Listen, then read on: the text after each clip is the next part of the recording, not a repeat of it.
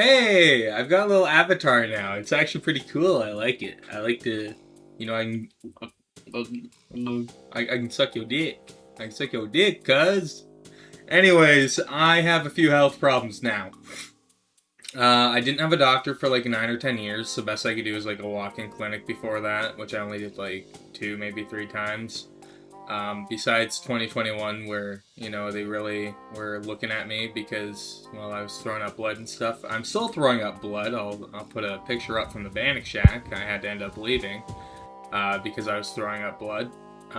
When I was asked why I was leaving by James, I just said I was throwing up. I left out the fact that it was blood. Don't want to make anybody worry or panic. It is what it is. It happens. Just happened to, happen at an event. I'm sorry if this is how you're finding out about it, James, especially because it's a fucking VTuber avatar right now. But yeah, no, a lot of things have been happening. So I have tachycardia. Right now I'm sitting and my heart rate is 108, 110, never mind. Yeah, it's saying at 110. And that's just normal for me, When I lay down, it's like 95. When I sit, it's 110. When I stand, it's around 130. And when I'm walking, it's like 140, 150. So I have to really, pay attention to my heart rate. Sometimes it'll spike as high as 183 now. 182 was the old record. We have now broken that. We've gotten to 183. Unless we go back to when I was 17 and it reached 206. But that was from a drug overdose, which we don't really talk about too much. So on top of the tachycardia, I was in hypertensive crisis as well for a little while, for a few months. And that's where your blood pressure's above 180 over 116. Now, sometimes it was a little lower, sometimes it was a little higher. The rough average was like 177 over 113 usually. And that can kill you. That can absolutely kill you with a stroke or a heart attack. And I had gone through a few episodes where when my heart was going at like 183 and my blood pressure was that high, I would genuinely lose feeling in my left arm, sometimes in all my limbs. And, I didn't know exactly what was happening. I do now. But I've started exercising like a lot, like 4+ hours a day. Like I used to when I was an athlete, and my blood pressure's gotten down to around 150 over 99, which that may seem high to a few people. For me, that is exceptionally low, so I'm very happy with that number. If I can get it lower to like optimally, I want to get to around 135 over 85. That's where I want to be at least. Probably by the end of the year, if I can, push through and work out every day with my push-ups, sit-ups, squats, and my cardio. Another thing, I can only do about 10 to 15 seconds of jogging, and then I have to stop and walk for a minute or two before I do it again, because my heart rate will get as high as 171, and I don't really like, the feeling in my chest, or my heart coming out of my fucking chest. The non-alcoholic cirrhosis, we actually have good news on that. So I was first diagnosed with that at 17, around the time of the overdose. Fucked my body up. Before that, I'd already had fatty liver disease, and the overdose just kind of, pushed it over the edge. It was, my enzymes were getting worse and worse over the years, but this time when I went to the hospital, they literally told me, no, your liver's, it's functioning normally. And I was thinking to myself, like, did they get, like, the right numbers? Like, it hasn't functioned normally in, like, since I was 17. And I'm like, no, it's functioning normally. And I was like, holy shit. I didn't know that was fucking possible with non-alcoholic cirrhosis. I didn't know that. But, just making healthy changes, and it's really worked out. I was an athlete from 2018 until 2025, and then I just completely quit working out, completely stopped taking care of my body until May of this year.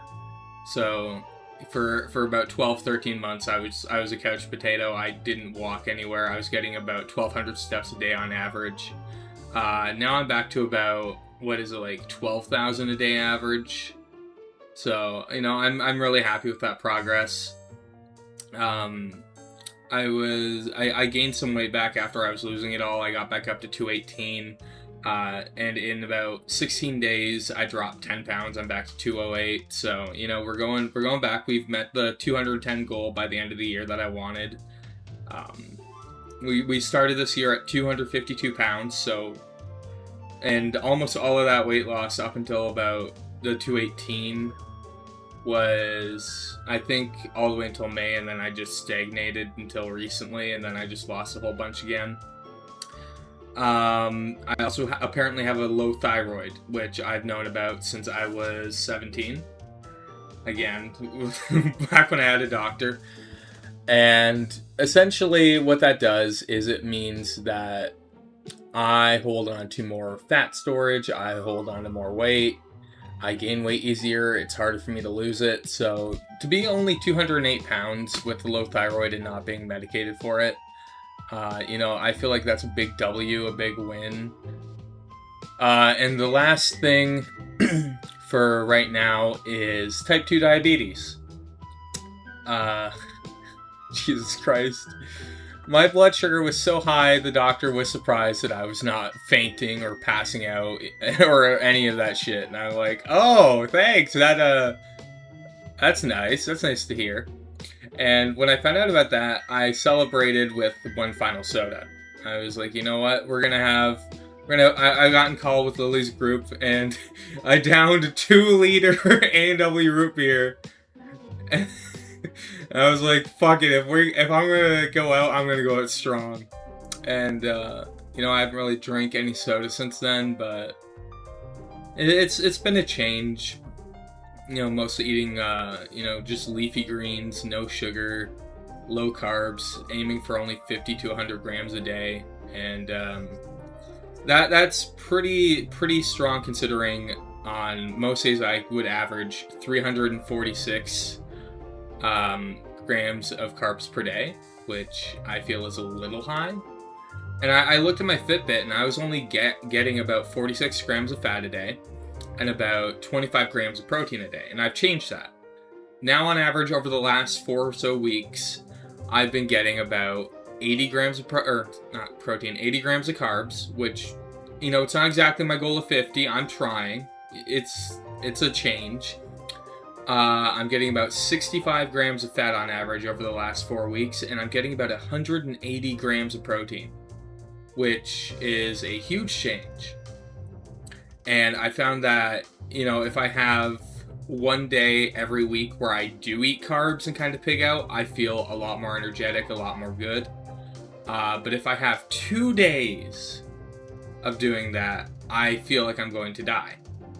Now, beforehand, I just thought, you know, I didn't think anything of it. I just thought, I'm just feeling this way. It's just whatever. And then it's like, no, you're diabetic. That's why when you went 3 months like a dumbass eating only ramen to, you know, save money, you were lightheaded, you were seeing fuzzy spots and all that shit, you know, feeling really woozy. And then I looked up some stuff online about why I was always feeling numb in my left foot and my left pinky, and I forget the word for this. It's fuck me, I forgot what it is. But essentially it's like tingling because your blood's not flowing properly. And for diabetics, that is really, really bad, especially in the feet. So I haven't had this in a few days, which is really good. Oh, neuropathy, that's what it's called, neuropathy. And yeah, so what I've noticed though is, this is a little bit of I shouldn't be saying this. I enjoy the feeling. I don't know why. It kind of feels like the tingling that you get when you're on magic mushrooms, at least to me. And it's like, oh, you're nice. But the reality is, you're not getting blood flow. This is an issue. This is a huge fucking issue. Like, I'm just gonna do this for a bit. I love this. Look at me. I can't move my arms. I'm paralyzed, but I got a stick up my ass. I'm a little puppet. Anyways, I have a few other health problems. I'm not going to name them here. I'm just going to say that they are all progressive. And when I was speaking to the doctor and when I was doing research online for all of them, it looks like I'm going to live to be maybe 50 years old at max. The non-alcoholic cirrhosis, because I got it at 17, could kill me as early as 41 on average of the 24-year lifespan. But that was old research back, 9-10 years ago. The lifespan's probably changed. But current day, with everything I have, I'm expected to live to be about 48 to 53. And funnily enough, I've always said that I want to die at 53, so like that doesn't really bother me too much, but like I don't want to go before 53 and I don't really want to go after. Because, and this is a genuine thing that's kind of starting to freak me out because I've been given that timeline, is when I was a kid, there were 3 or 4 separate occasions where I went to psychics with my grandmother because she let me go. And all of them, when I asked how old I'd be when I died, they all said 53, so I'm like, oh shit. How the fuck they know that? How do you know that? How do you know I'm gonna ruin my own body and just, slowly get sick and die? But, I'm not feeling too bad these days, but I know that in about 10 or 15 years, I'm going to be really sick. By 20 years, I'll probably be bedridden, so I'm just trying to enjoy my life now. Trying to make the healthy changes to maybe I can probably live to like 60 if, I push really hard, so maybe even 65. But there's no chance of me living past 65. There is no chance of it. Not with everything I got. And then you figure, I've also damaged my body over the years. I've damaged both of my knees really bad in wrestling to where I need to wear a knee brace if I walk more than 2 hours. Recently, I've started walking without the knee brace, and while it hurts like hell, I can do it. I'm trying not to wear it so that I can actually, build strength in my knee properly. I've had my right shoulder dislocated. I've had neck injuries. I've had,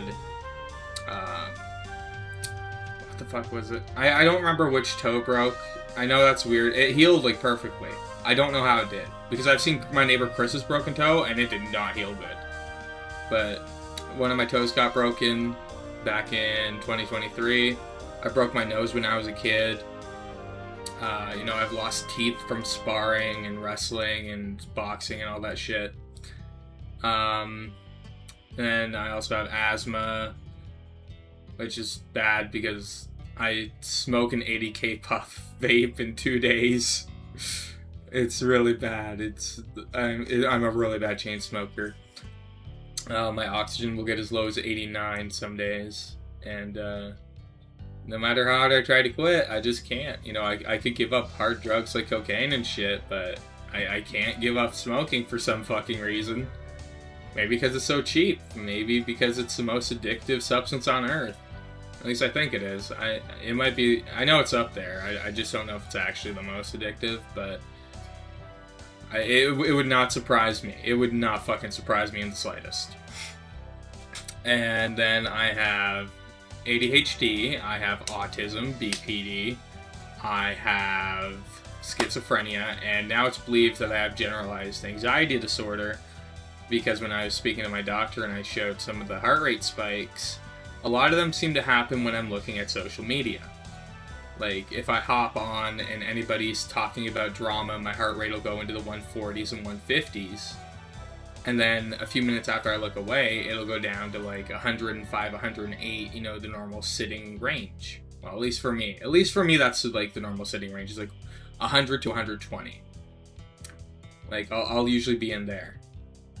And yeah, no, it's kind of weird because like I've always like felt like I know I felt something in the past whenever people were like involved in drama, especially when they were mentioning me, and like I always felt like this surge of energy whenever people were going after me, and I felt alive because of it, and I was open about it. I'm still open about it, but the fact that it might just be anxiety and means that I enjoy being anxious, which makes no sense to me. Why would I enjoy that? But I've also damaged my brain with multiple concussions, so you know what? Whatever my brain wants is whatever my brain does.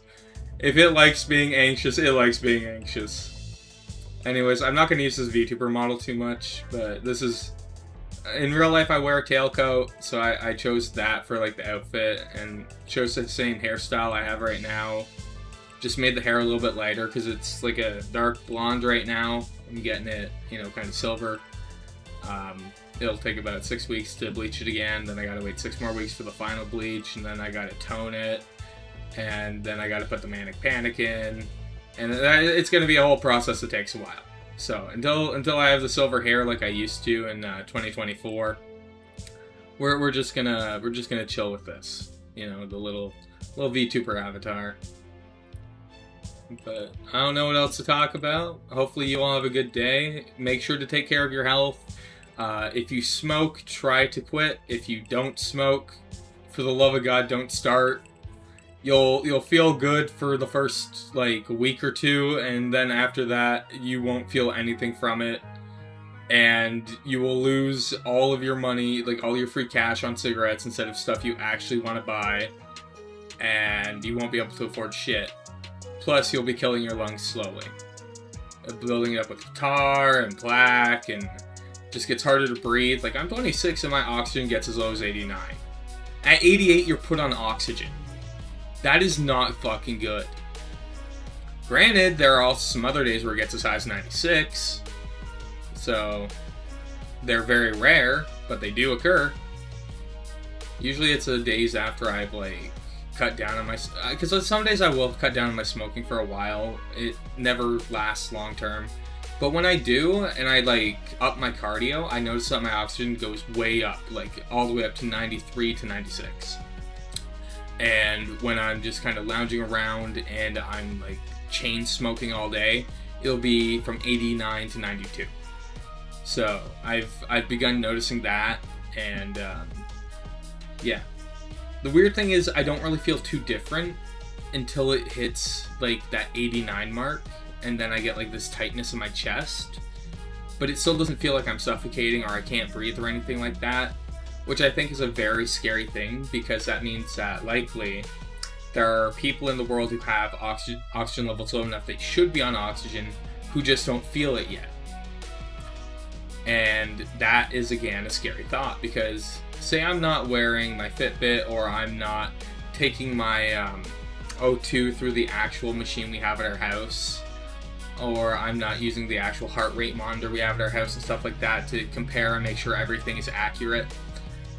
And like, say I didn't have any of that, I wouldn't know, and I probably wouldn't try to cut down on my smoking like I am, and I would just, you know, chain smoke probably even more, and by the time I know it, I'm on a fucking oxygen machine at 26, and it's like, no, that's not how I want to live. Because once you're on oxygen, like, you got like 8 years or some shit usually. I don't know how it works in young people, you know, like me. Saying 26 is young. But I know with people who are like 50 and over, you've got like 8 to 14 years or something like that to live once you're on oxygen. And yeah, I'd like to avoid that if possible. So if any of you smoke, you know, try to quit. It'll be hard for 3 to 6 weeks. I know this is a pot calling the kettle an absolute nigger here. But please try to quit smoking. And if you don't smoke, don't start. Alright. Anyways, peace guys. I'm gonna go, and I actually don't know what I'm gonna do. I'm probably gonna just put music over this and put it on YouTube and call it a fucking day. I don't know when I'll upload this. This is recorded on August 6th of 2026 in the morning. I started recording this at 10:50, so yeah.